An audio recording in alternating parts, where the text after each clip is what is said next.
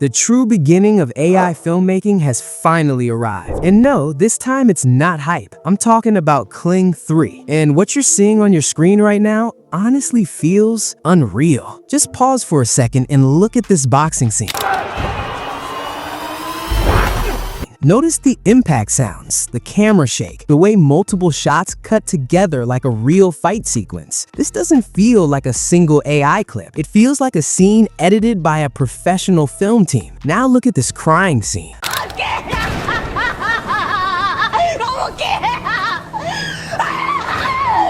Man, look at her face. The way her voice cracks, the way her body reacts, the micro expressions, the scream, the emotional breakdown. For the first time, an AI video model is handling human emotion at a level that actually feels real. Not robotic, not awkward. This was something AI simply could not do properly even a few months ago. And then, look at this tattoo scene.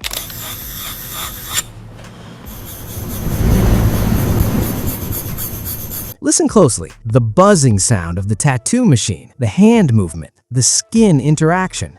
That sound design alone tells you how far Kling 3 has come. Now, here's where it gets even crazier. A creator on X, PJ Ace, recently posted a complete AI short film made entirely with Kling 3. And when you watch it, two things stand out immediately. First, the character design feels intentional, cinematic, and consistent. Second, the sound effects and scene flow feel like something straight out of a real movie. And check out this athlete running scene.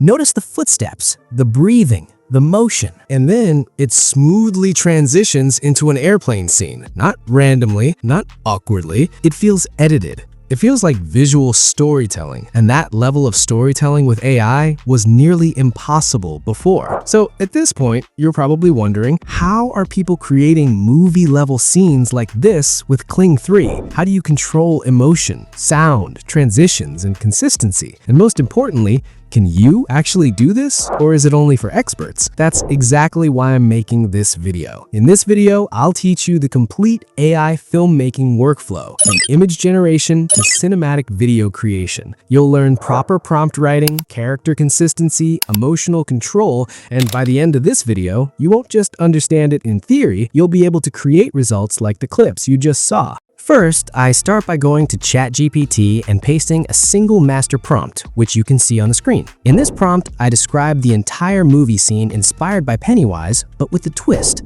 A 20-year-old man named William chasing a red balloon on the street, slowly getting hypnotized by a seductive voice. Later, Pennywise appears, not as the classic clown, but as a beautiful female version of Pennywise. She calls William, asks him for a hug, William feels happy, and suddenly, Pennywise laughs creepily and says, "I'm going to eat you," while William starts screaming. The important part is that I clearly ask ChatGPT to generate separate prompts for Character 1, William, Character 2, beautiful female Pennywise, Start frame, William walking and chasing the balloon, End frame, close-up shot of Pennywise's creepy face. This single prompt gives me everything I need.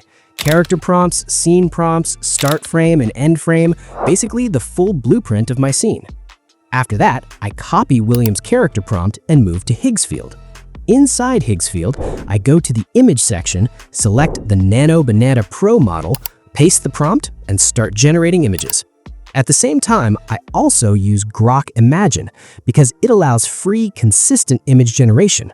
I paste the same prompt there and generate multiple versions. In my case, Grok's result for William was just as good as Nano Banana Pro, so I download the best image and save it as William. Next, I repeat the same process for Character 2, the female Pennywise. This time, I personally liked Grok's result even more than Nano Banana Pro, especially for emotional expressions. I also generate a follow-up image using this line. Pennywise laughs creepily and says, "I'm going to eat you," while William screams. The image consistency here is honestly crazy. Now I go back to Higgsfield Home and open Kling 3, which is currently one of the most powerful AI video generation models available. Inside Kling 3, I get options like start frame, end frame, multi-shot, prompt input, duration, resolution. I select 1080p, but the most important feature here is elements. To make Kling understand my characters properly, I click Create New Element and upload my character images. Before that, I go back to ChatGPT, upload the female Joker image, and ask, "This is my female Joker character. I need 4 image prompts that keep her look consistent across the entire video. Clothing, appearance, lighting, everything. Start with a wide shot." ChatGPT analyzes the image and generates a character lock prompt. I copy the wide shot prompt and move to a website called Whisk, which is excellent for creating consistent character images. In Whisk, I upload the female Joker image as the subject, upload another image for style reference, paste the wide shot prompt, lock the seed, generate. The result is extremely consistent. I download this image. Then I repeat the process to generate side angle, close-up angle. I do this by asking ChatGPT, generate a side angle or close-up prompt without changing anything. I upload all these images, up to 4 angles, back into Kling Elements, name the element Female Joker, and add a short 100-character description, also generated by ChatGPT. Then I click Generate Element. Now I repeat the exact same process for William. Upload William's image to ChatGPT, ask for character prompts, location, clothes, medium shot, close-up, side angle, generate images using Whisk,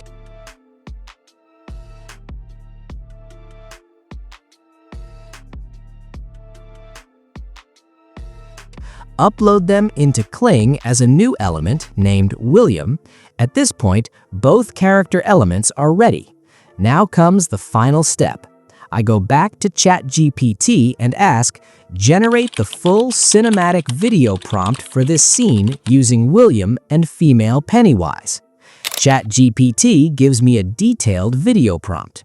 Inside Kling 3, I upload William's image in the start frame, paste the video prompt.